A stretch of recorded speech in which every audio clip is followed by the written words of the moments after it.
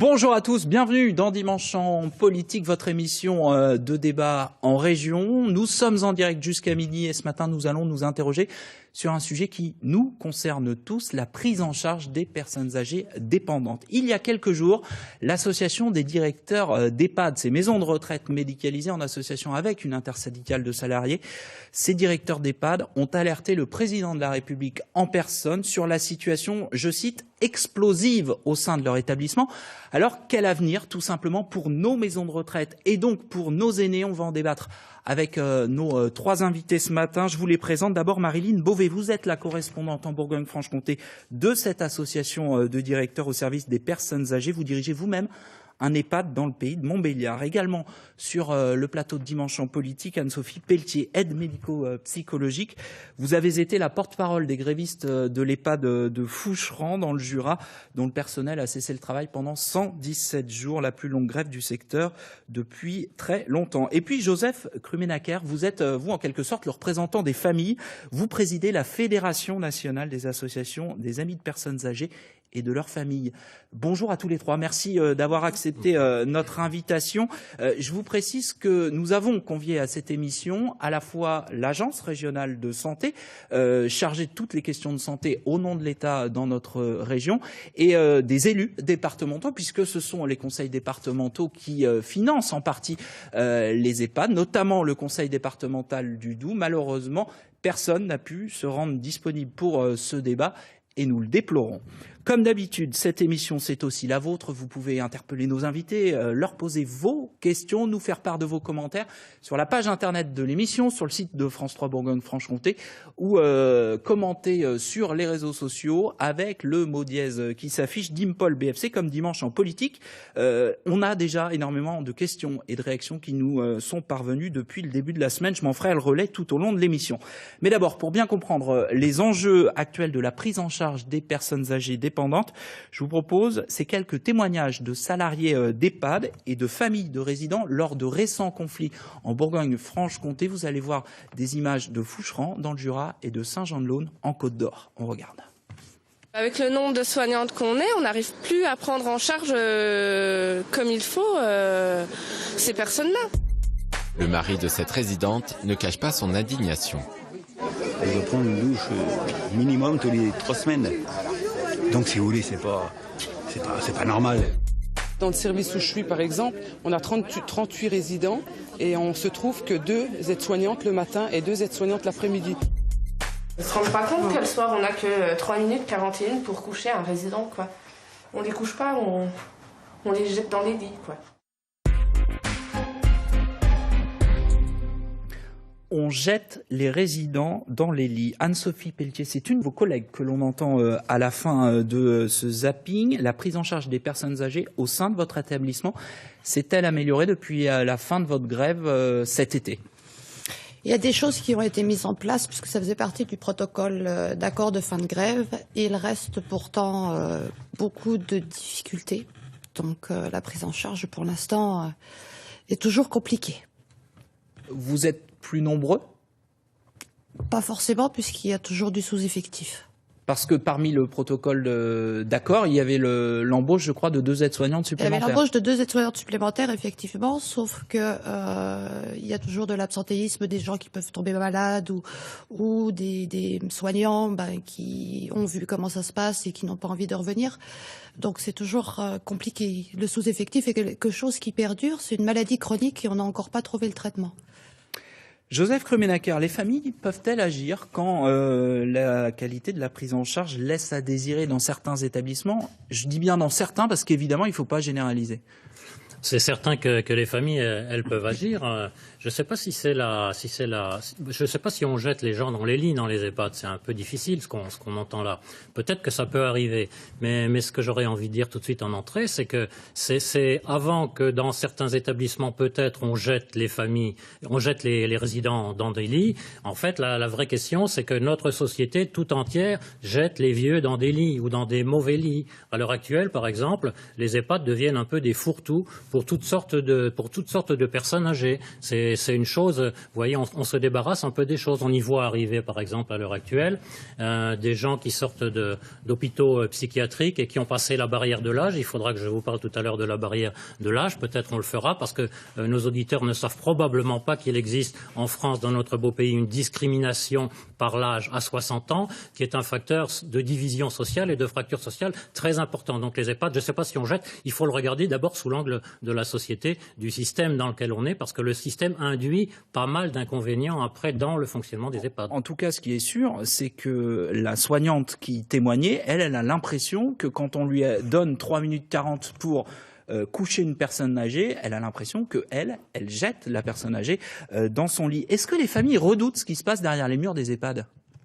Je pense que l'image, quand on regarde les baromètres d'image, ils ne sont pas tellement favorables aux EHPAD à l'heure actuelle. Mais c'est important de voir comment ensemble on peut travailler, et grâce notamment à cette grève que vous avez organisée, Madame Pelletier, qui a réveillé les consciences, qui a réveillé la presse, et on peut saluer ça tous autant qu'on est. Les familles craignent aussi parce qu'elles connaissent pas, parce qu'elles savent pas comment ça se passe, parce qu'elles n'ont pas d'information, de formation minimum sur la manière dont le dispositif fonctionne. On a peur de ce qu'on connaît pas. On serait mieux ensemble d'apporter de l'information de manière à ce que chacun à sa place puisse un peu mieux comprendre comment ça se passe et voir comment il peut agir dessus et y contribuer. Alors Marilyn Bobet, vous dirigez un EHPAD.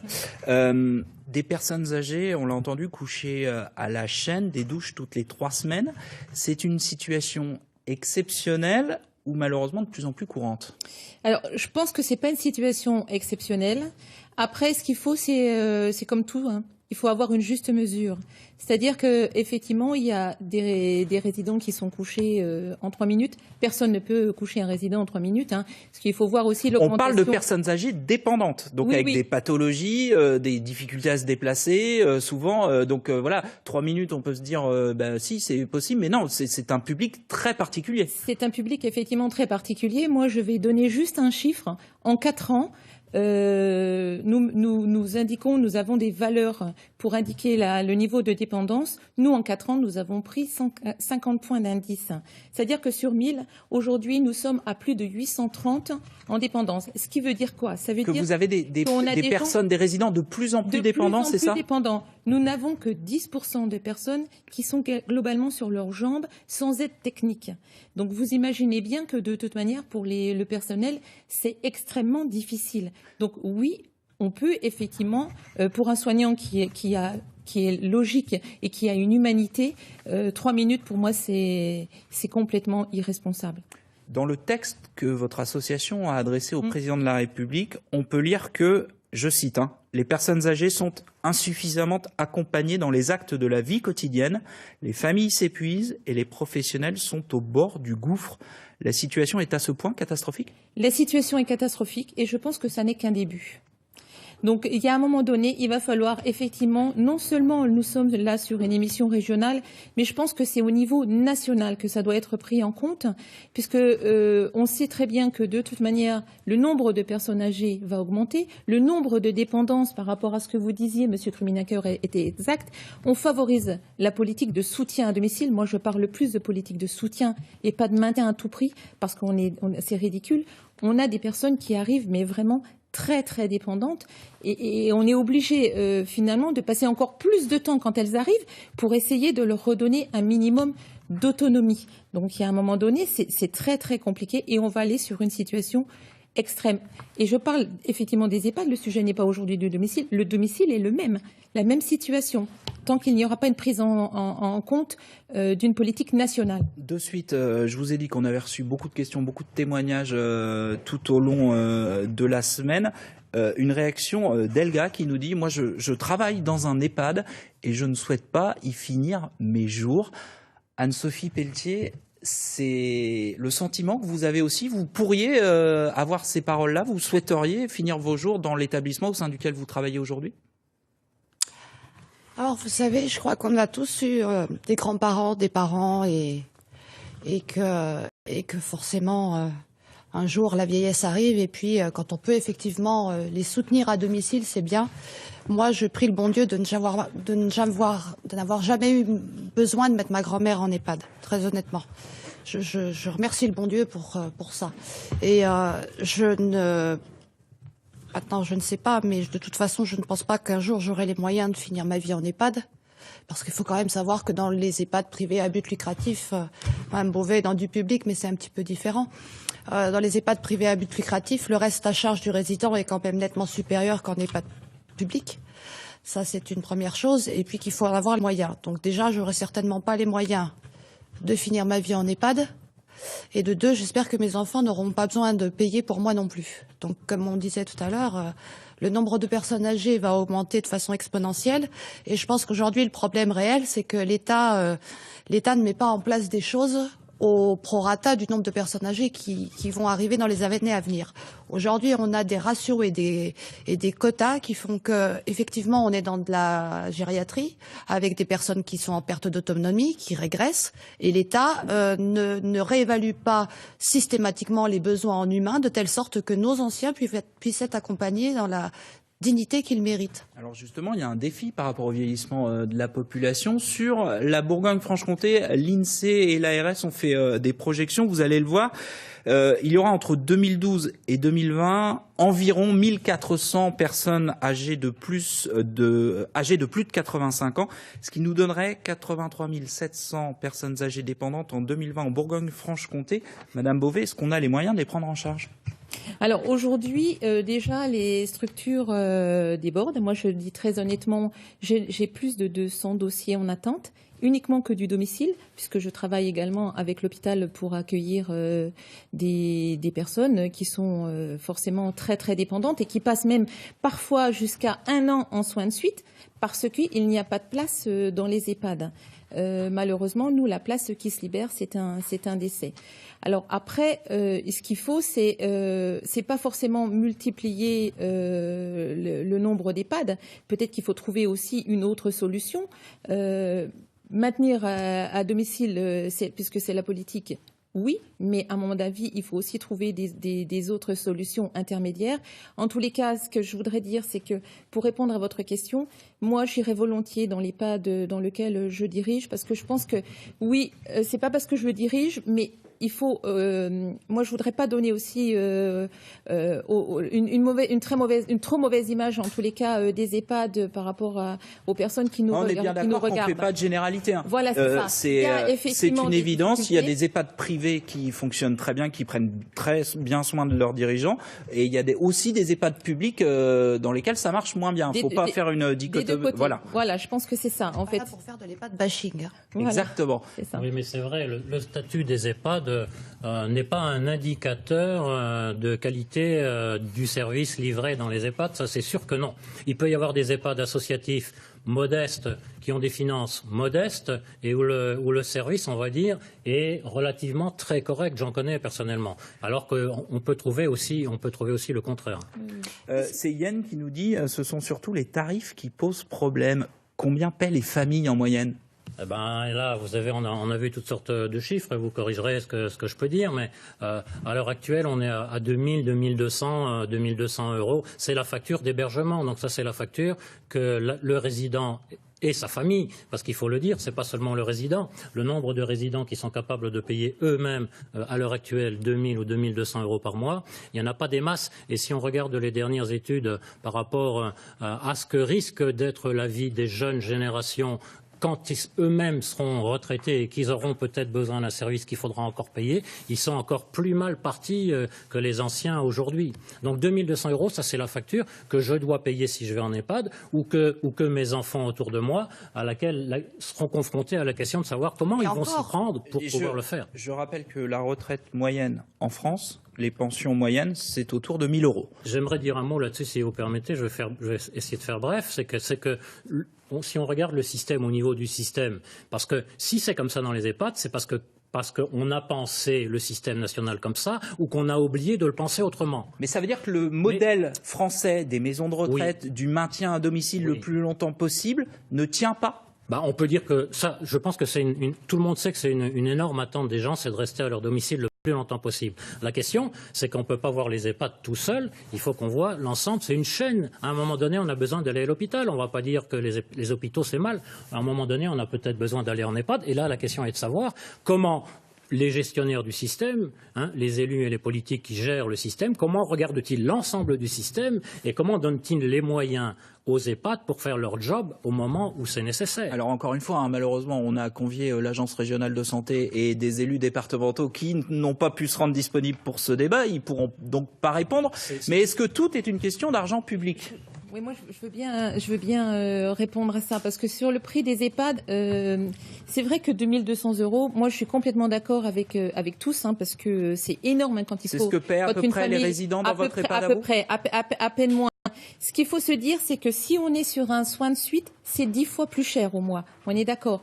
2100 € à peu près, comme c'est sur la résidence du parc. Ce qu'il faut s'entendre, c'est que c'est 70 €. Qui trouve aujourd'hui un hôtel pour 70 € avec les petits déjeuners, les repas, tout est compris, avec le personnel?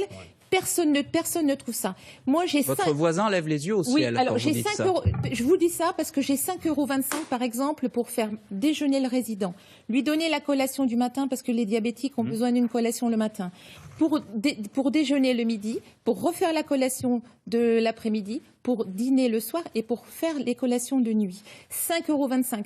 Je défie... Pour nourrir un résident... Un résident. Je défie quiconque... Toute la journée, l'ensemble des repas. Toute la journée. Donc il faut... Et pourtant, je vous assure que chez nous, ils mangent comme s'ils étaient au restaurant. Mais c'est un vrai jeu de piste. Et ce prix, parfois, ce qu'il faut se dire, et j'en reviens, c'est la politique juste nationale. Il faudrait juste qu'à la limite, tout le monde se partage le gâteau et pas uniquement que les gens qui sont concernés, c'est-à-dire les familles et les résidents qui payent. Anne-Sophie Pelletier, les repas, c'est un peu symbolique. Enfin, voilà, c'est quand même la vie de tous les jours. C'est combien les tarifs chez vous? Vous savez combien coûte 3,65 €, je crois, à peu près. 3,65 €? Ouais. Pour nourrir un résident toute la journée, les quatre repas. Ouais. Comment, enfin, comment on fait, je sais pas. Les gens qui font leurs courses tous les jours se demandent par quel miracle on nourrit ou on nourrit. Comme je l'ai dit précédemment, il faut me donner des recettes miracles parce que très honnêtement, moi, avec mes enfants, je ne vois pas comment je peux nous nourrir pour 3,65 € par personne et par jour. Alors c'est l'achat groupé aussi qui nous permet aussi d'avoir des tarifs. Mais quand, enfin, mais juste, je voulais juste que pourtant nous, ils mangent avec 5 éléments: entrée, potage, entrée, ils ont le choix, plat, fromage et dessert, mais midi et soir. L'UFC Que Choisir, j'imagine que vous connaissez tous cette étude de l'UFC Que Choisir qui date de 2015, mais qui signalait que les résidents des EHPAD souffraient pour un tiers des résidents de dénutrition. Ça vous fait réagir forcément, Joseph Kremenakar. Il y a aussi un problème avec les repas, tout simplement. Oui. Non. Bon, là, on passe un peu sur à l'intérieur du fonctionnement des établissements. Et là, comme le dit Madame Beauvais, il y a du pire et du meilleur en termes d'alimentation. C'est vrai que quand on regarde un certain nombre d'études très récentes, d'ailleurs plus récentes que 2015, certaines, je peux pas vous dire les organismes, j'ai pas le nom des organismes là à l'esprit, mais les personnes âgées, les populations âgées à domicile et même en EHPAD souffrent de dénutrition. Ne serait-ce que, par exemple, pour pouvoir manger, il faut avoir des dents. Je dirais qu'il faut avoir 2 dents au moins pour pouvoir manger. Et des fois, on n'est pas sûr d'avoir 2 dents. Mais comment faire pour remettre la 2e dent qui est tombée dans un EHPAD pour avoir le soin de dentisterie nécessaire, par exemple? Vous voyez, il y a ce qu'on sert, il y a le travail qui est fait, la qualité du travail, la qualité des produits. Est-ce qu'il y a un chef qui travaille dans la cuisine ou pas? Est-ce que c'est des mauvais machins qui arrivent tout froid et tout ça? Il y a de tout dans les EHPAD. Et ça dépend des choix de management, des choix de valeurs, des choix qui sont faits par les établissements. Et là, il peut y avoir de très bonnes choses, j'en connais aussi. Anne-Sophie Pelletier, on sert souvent de la viande rouge, par exemple, chez vous? Non.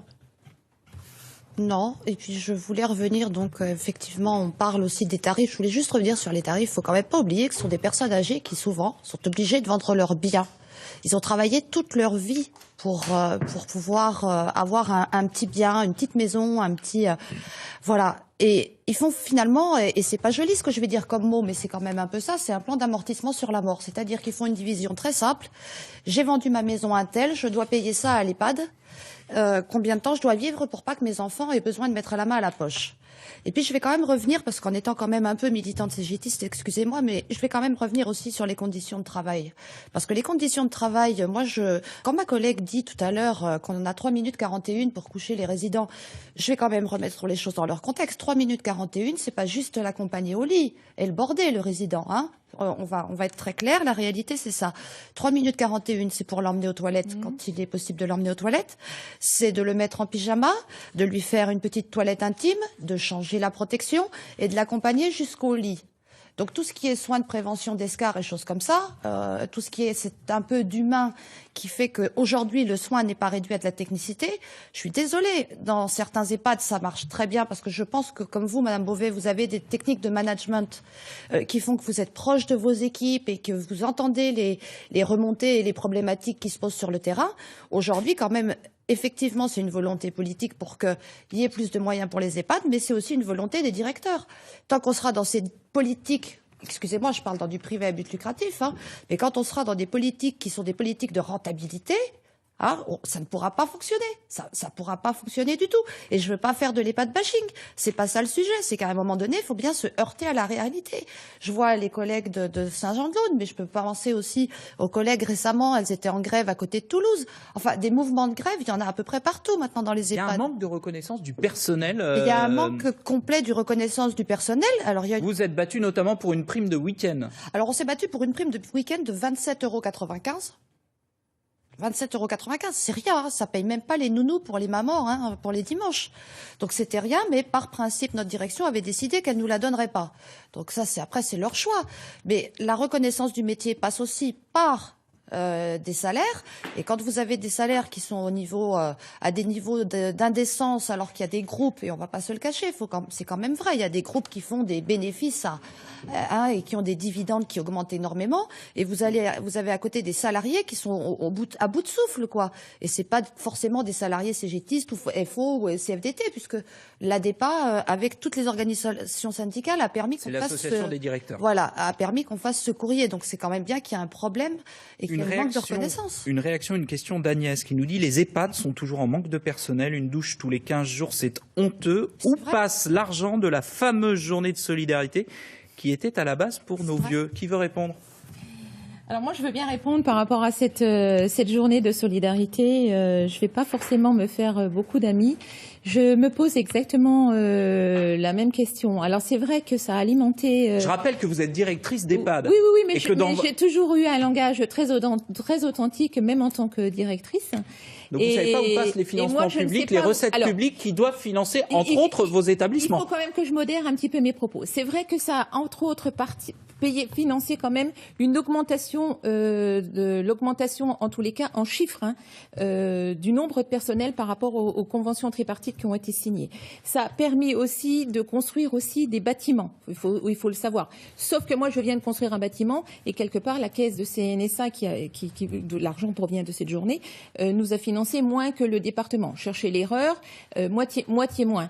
Moi, je me pose également la même question. Donc, il y a un moment donné, de toute manière, l'ADEPA l'a très bien signalé, Pascal Chanvert le dit tout le temps.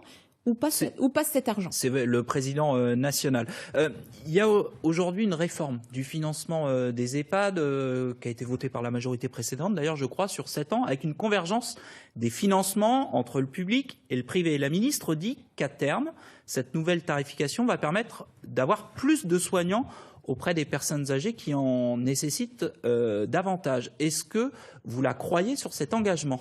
Alors, moi, je suis très dubitative par rapport à ça. Si aujourd'hui, nous n'avons pas d'argent, comment dans 7 ans, nous aurons plus d'argent?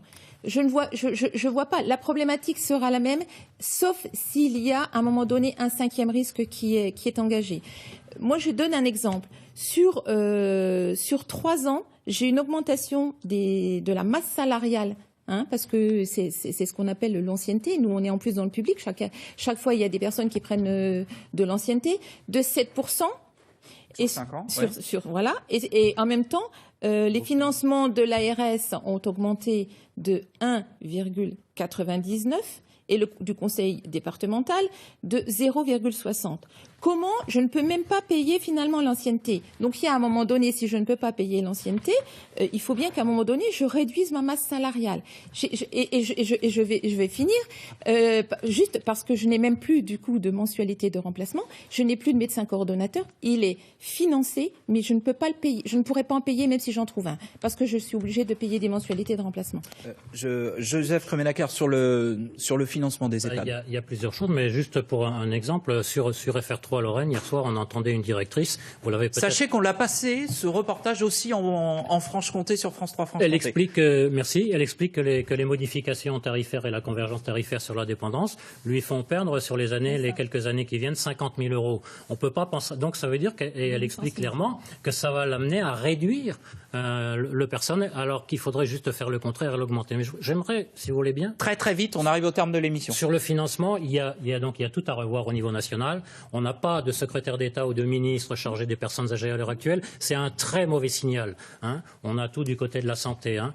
Quand les enfants ils sont pas encore nés dans le ventre de leur mère, ils sont déjà financés. On ne demande pas aux familles de payer. On n'a rien pour les vieux. Il serait temps qu'au plus haut niveau de l'État, au niveau du ministère de la Santé et au niveau de M. Macron, probablement qui doit dire son mot là-dessus en tout premier lieu, et du Premier ministre, que les instances les plus importantes, comme le Haut Conseil de la famille, de l'enfance et de l'âge, ouvrent une réflexion, et tous les éléments sont présents. Il y a des tas de dossiers intéressants. Il n'y a pas de volonté politique suffisante. Merci beaucoup, ce sera le mot de la fin. Merci à tous les trois. Pour ceux que le sujet intéresse, je vous recommande vraiment le Pièce à conviction diffusé sur France 3 le 18 octobre. Il est toujours en ligne et vous pouvez le regarder. Dans un instant, Adrien Gavazzi pour une édition spéciale consacrée notamment à la Marche Blanche ce matin à Gray en hommage à Alexia Daval. Dimanche en politique continue ensuite avec Francis Letellier qui reçoit Marine Le Pen. Bon dimanche à tous.